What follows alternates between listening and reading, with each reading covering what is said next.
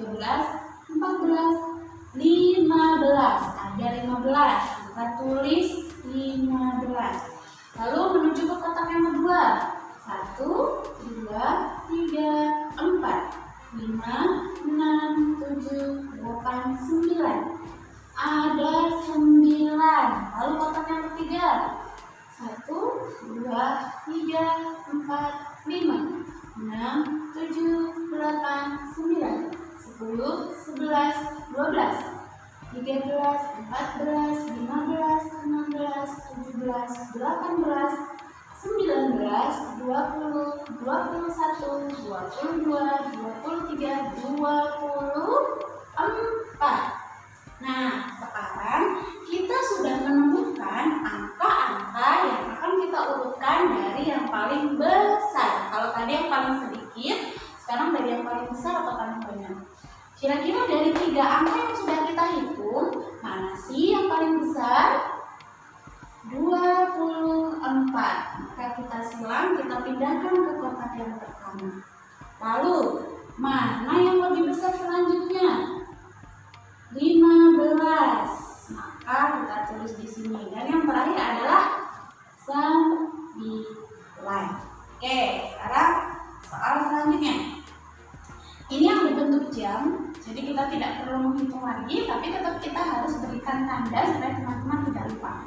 Mana sih bilangan yang paling besar? Siapa yang tahu di sini yang paling besar angka berapa sih? 50. Kita silang, kita pindahkan ke sini. Lalu mana lagi yang paling besar? 45. Kita silang lagi. Mana lagi yang paling besar teman-teman? 40. Kita silang, kita pindah ke sini. Lalu mana? Tinggal 2. 33 atau 29 teman-teman yang paling besar? 33. Kita tulis di sini. Lalu terakhir 29. Nah, jadi mudah ya. Begini cara mengurutkan bilangan baik dari yang terbesar atau paling banyak dan dari yang paling sedikit. Jadi urutan bilangannya nanti seperti ini. Jangan lupa dalam mengerjakan teman-teman harus membaca perintahnya terlebih dahulu supaya teman-teman tidak bingung. Kita masuk ke materi selanjutnya. Nah, oke teman-teman, setelah tadi kita menentukan mengurutkan bilangan dari yang paling sedikit, kemudian mengurutkan bilangan dari yang paling besar. Sekarang kita memasuki materi selanjutnya, yaitu menentukan nilai tempat. Teman-teman sudah pernah membahas nilai tempat itu adalah puluhan dan satuan. Tapi sekarang Musafi akan memberikan contoh dalam bentuk lain. Nah, kita juga sudah tahu bahwa puluhan itu artinya dia adalah benda yang jumlahnya 10. Maka itu disebut puluhan, dan satuan adalah 3 yang kurang dari 10. Di sini Sophie sudah menyiapkan gambar, ada gambar lidi yang sudah diikat, kemudian gambar kelereng yang ada di dalam gelas. Kita mau mencoba untuk mengerjakan contoh soal yang pertama terlebih dahulu. Kita mau hitung kira-kira ada berapa sih puluhan dan satuan dari lidi yang sudah Sophie gambar. Kita lihat, kalau yang jumlahnya 10 maka disebut puluhan. Di sini ada berapa sih yang jumlahnya 10 atau yang diikat? Ada 1, 2, 3.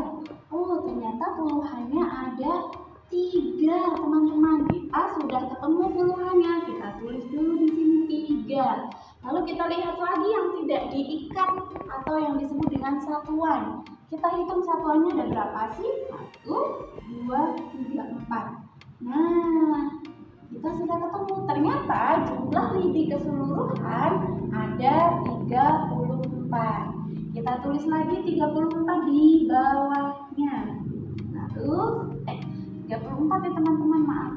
34 di bawahnya. Lalu sekarang kita pindahkan ke sini. Nah, 3 sebagai puluhan. 3 sebagai puluhan dan 4 sebagai satuan. Kita mau pindahkan, kita mau tentukan nilai tempatnya. Maka kita tulis 3. 3 itu apa tadi teman-teman? Puluhan. Lalu 4 siapa sih 4? 3 puluhan. Berarti 4 satuan. Kita tulis 4 adalah satuan. Lalu bawahnya untuk apa, Miss? Sama. 3 puluhan sama saja dengan 30. Karena puluhan, jadi dia ada temunya ya teman-teman. Kalau 4 satuan, berarti kita tulis 4 saja. Karena satuan itu artinya sendiri atau satu. Nah, kita coba contoh soal yang kedua. Ada kelereng. Kelereng di gelas yang pertama jumlahnya ada 10. Berarti ini disebut puluhan ya, karena jumlahnya 10. Ada 1 yang jumlahnya 10. Lalu kelereng yang kedua 1, 2, 3, 4, 5, 6, 7, 8, 9, 10. Ternyata jumlahnya 10 juga. Berarti ada 2 gelas yang puluhan. Lalu ini jumlahnya 10 juga. Ada 3 sekarang. Ini di dalam gelas juga jumlahnya 10. Berarti ada 4. Oh, ada 40 kelereng. Lalu ada yang tidak jumlahnya 10 teman-teman. Inilah yang disebut dengan satuan. Ada berapa satuannya? 1, 2, 3. Nah, maka kita pindahkan seperti tadi contoh soal di atas. Ini ada 4 puluhan dan 3 satuan. Kita pindahkan lagi 43. Nah, lalu 4 itu sebagai apa tadi teman-teman? 4 sebagai puluhan. Kita tulis 4 sebagai puluhan. Lalu 3 sebagai satuan. Dan bawahnya gimana teman-teman? 4 puluhan sama saja dengan 40. Ada temennya ya, 4 puluhan sama saja dengan 40. Lalu 3 satuan, maka cukup kita tulis 3 saja. Karena satuan itu artinya 1 atau sendiri. Nah, nanti untuk lebih jelas lagi teman-teman boleh mengerjakan soal dan lebih teliti dalam mengerjakannya. Terima kasih.